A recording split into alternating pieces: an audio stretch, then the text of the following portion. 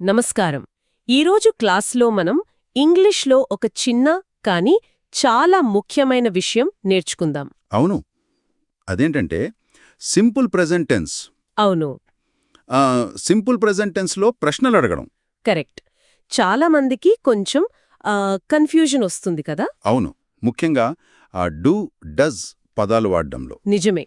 ఎప్పుడు డూ వాడాలి, ఎప్పుడు డజ్ వాడాలి అనేదానిపై ఈరోజు మనం స్పష్టత తెచ్చుకుందాం. సరే, చాలా బావుంది. మరి మొదటగా డూ గురించి మాట్లాడుకుందామా? తప్పకుండా.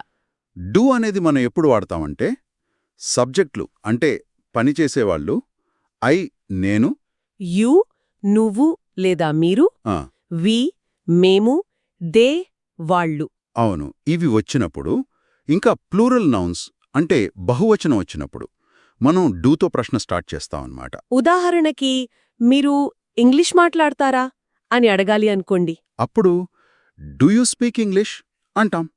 సింపుల్.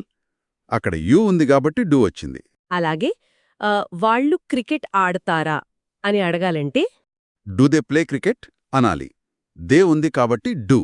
అంటే ఆ పని చేసేవాళ్ళు ఒకటి కంటే ఎక్కువ మందున్నా లేదా నేను నువ్వు మేము వాళ్ళు అని చెప్పినా అంతే, డూనే వాడాలి. ఇది చాలా సింపుల్గానే ఉంది. అవును, ఇది మొదటి భాగం.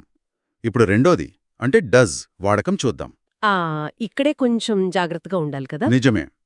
డజ్ ఎప్పుడు వాడతామంటే సబ్జెక్టులు హీ అతను, షీ ఆమె, ఇట్ అది, లేదా ఏదైనా సింగులర్ నౌన్ అంటే ఏకవచనం. కరెక్ట్.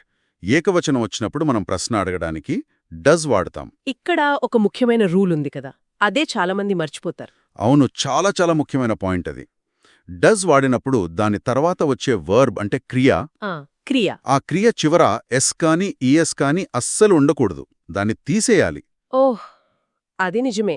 ఉదాహరణకి హీ వర్క్స్ హియర్ అని మామూలుగా చెప్తాం. అవును, కాని ప్రశ్న అడిగేటప్పుడు ఇతని ఆల్రెడీ డజ్ తీసుకుందనమాట. అంటే డబుల్గా పెట్టకూడదు. డజ్ ఆ సింగ్యులర్ని చూపిస్తుంది కాబట్టి మళ్లీ వర్బ్కి ఎస్ అక్కర్లేదు. అంతే. ఇంకో ఎగ్జాంపుల్, ఆమెకు కాఫీ ఇష్టమా అని అడగాలి. Does she like coffee? అంతేనా? లైక్స్ కాదు. Correct. Does she like coffee. చాలాసార్లు డస్ షీ లైక్స్ అని వింటాం, కానీ అది తప్పు. లైక్ మాత్రమే వాడాలి. డస్ ఇట్ రెయిన్ ఆఫెన్ అంటే తరచుగా వర్షం పడుతుందా అన్నప్పుడు కూడా రెయిన్ అనే వాడతాం, రెయిన్స్ కాదు. అవును, ఎందుకంటే ఇట్ సింగులర్ కాబట్టి డజ్ వాడాం, ఇంకా రెయిన్ బేస్ ఫామ్లోనే ఉంది. ఓకే, ఇప్పుడు ఈ డూ ఇంకా డజ్ వాడకం చాలా క్లియర్గా అర్థమైంది. సో ఒక్కసారి క్విక్గా గుర్తు చేసుకోవాల్సిన మెయిన్ పాయింట్స్ ఏంటి? సింపుల్గా 2 పాయింట్స్ గుర్తుపెట్టుకుంటే చాలు. సింపుల్ ప్రెజెంట్ టెన్స్లో ప్రశ్నలు అడిగేటప్పుడు ఒకటి సబ్జెక్టులు ఐ యు వి దే, లేదా ప్లూరల్ అయితే ప్రశ్న డూతో మొదలవుతుంది.